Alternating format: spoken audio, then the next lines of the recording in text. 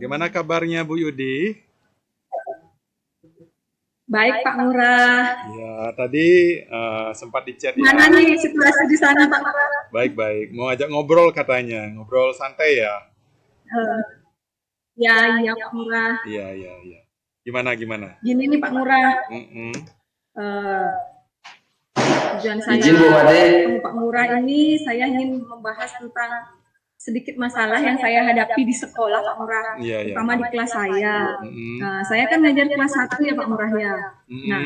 di sini ada satu siswa yang saya rasa itu masih butuh bimbingan karena dari beberapa bulan saya mengajar di kelas 1 Mm-mm, ya.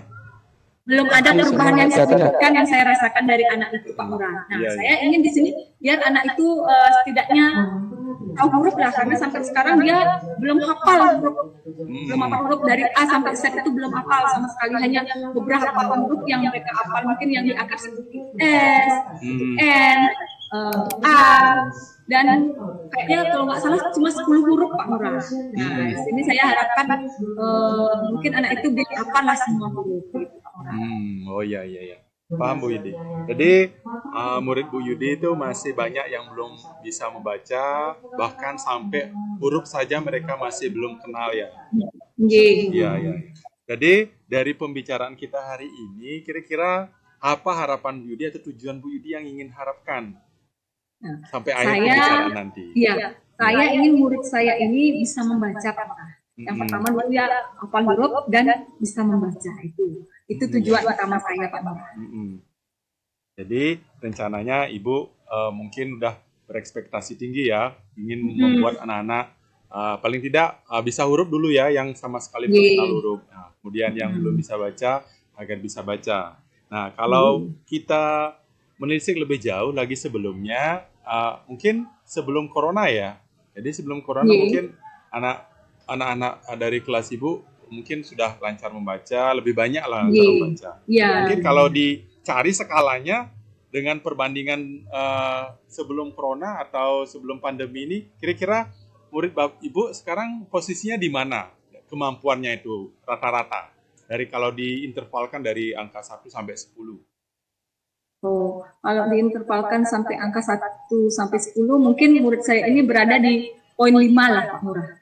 Poin 5. Ya, jadi mungkin sebelum corona mungkin lebih dari itu mungkin Bu Yudi ya? Iya, lebih dari itu bisa. Iya.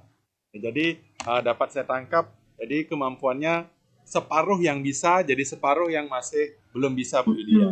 Nah, kira-kira dari kemampuan Bu Yudi, tentunya Bu Yudi udah tahu kekuatan Bu Yudi, potensinya Bu Yudi sebelum corona, mungkin dulu mengajarnya bagaimana, dan mungkin kekuatan itu atau potensi itu berhasil untuk mendidik murid Ibu. Nah, sekarang kira-kira kekuatan atau potensi apa yang Ibu kembangkan dulu pernah sehingga berhasil muridnya bisa membaca? Mungkin ingat-ingat kembali. Iya, kalau dulu kan mungkin saya mengajak anak-anak, yang pertama kan poinnya kita dengan orang tua dulu sering kita melihat dulu apa namanya kegiatan anak-anak di sekolah, apa yang menyebabkan dia seperti itu. Nah, setelah itu baru saya sharing pada orang tuanya, terus saya ingin apa sih strategi yang bisa saya nantinya untuk bisa saya kembangkan kepada dia agar dia bisa membaca. Misalnya mungkin setelah sharing dengan orang tua, meminta izin atau memberikan jam pelajaran tambahan. Misalnya kan anak-anak kelas 1 dia biasanya pulang jam 12.15. Mungkin kalau diizinkan oleh orang tuanya, saya ingin memberikan bimbingan khusus, mungkin anak itu bisa pulang sampai jam 1 siang. Itu agar saya khusus bisa mengajar anak itu gitu Pak Ngurah. Iya, benar. Bagus sekali itu Bu Yudi. Udah menemukan solusi, sebenarnya itu kan udah pernah Ibu Yudi jalankan sebelumnya kan. Nah, jadi alternatif itu mungkin menjadi salah satu cara mungkin untuk Bu Yudi nantinya. Bahkan Ibu Yudi mungkin bisa mencari ide lain lagi untuk meningkatkan atau agar anak Ibu bisa membaca. Nah, dari alternatif itu kira-kira bagaimana Ibu mencapai rencana itu? Dari apa Ibu sampaikan tadi, mungkin menambahkan jam, terus bagaimana mungkin prioritas yang Ibu berikan biar anggaplah dari hal kecil dulu, biar ada peningkatan lah untuk yang belum bisa baca, bahkan yang belum kenal huruf. Nah, mungkin bisa Bu bayangkan. Mungkin yang saya prioritaskan adalah memfokuskan diri dulu ya, membimbing anak-anak terutama yang belum bisa atau belum tahu huruf itu, terus menggabungkan mereka dengan beberapa teman-teman yang lain yang sudah bisa membaca suku kata itu, jadi biar gampang untuk mengajarkan mereka membaca, dan mereka pun tergugah bersemangat melihat temannya bisa, mereka ada kemauan untuk ikut, bisa ada kemauan lah dari dalam dirinya untuk bisa membaca. Oh iya. Berarti yang saya tangkap dari apa yang Bu Yudi sampaikan tadi, bahwa bisa Bu Yudi kelompokkan yang mungkin yang masih kurang membacanya ya, yang belum bisa membaca, sehingga Bu Yudi bisa membimbing. Kemudian bisa jadi buat kelompok lain lagi bergabung dengan yang sudah bisa membaca sehingga termotivasi. Ya. Nah, terus kira-kira dari prioritas yang Bu Yudi sampaikan tadi, apa yang membuat Bu Yudi bisa melakukan itu nanti dengan komitmen Bu Yudi? Ya, pasti saya yakin bisa lah Pak, dengan mungkin dengan izin orang tua, izin dari kepala sekolah untuk memberikan jam tambahan kepada anak-anak dan melakukannya dengan konsisten. Saya berharap perubahan besar terjadi pada murid saya nantinya. Iya, luar biasa Bu Yudi.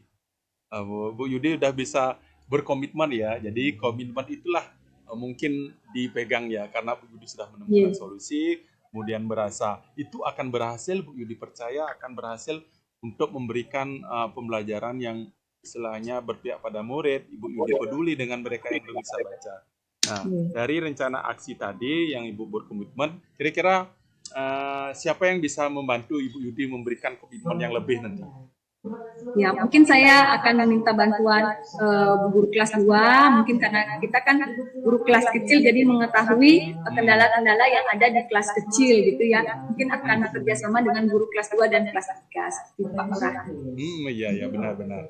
Berkolaborasi maksudnya Bu Yudi. Ya, berkolaborasi. Berkolaborasi dengan teman guru lain, baik di kelas tinggi maupun kelas rendah lainnya ya. Karena kadang-kadang pemikiran yang brilian itu tidak terpikirkan oleh kita, tetapi kadang-kadang bisa terpikirkan. Saling berbagi Bu Yudi.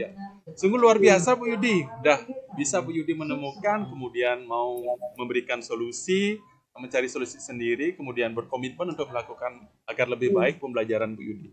Ya, kira-kira ada lagi Bu Yudi? Saya rasa Bu Yudi dah mampu menemukan itu. Yang apa yang mungkin Bu Yudi rasakan lagi setelah pembicaraan hari ini?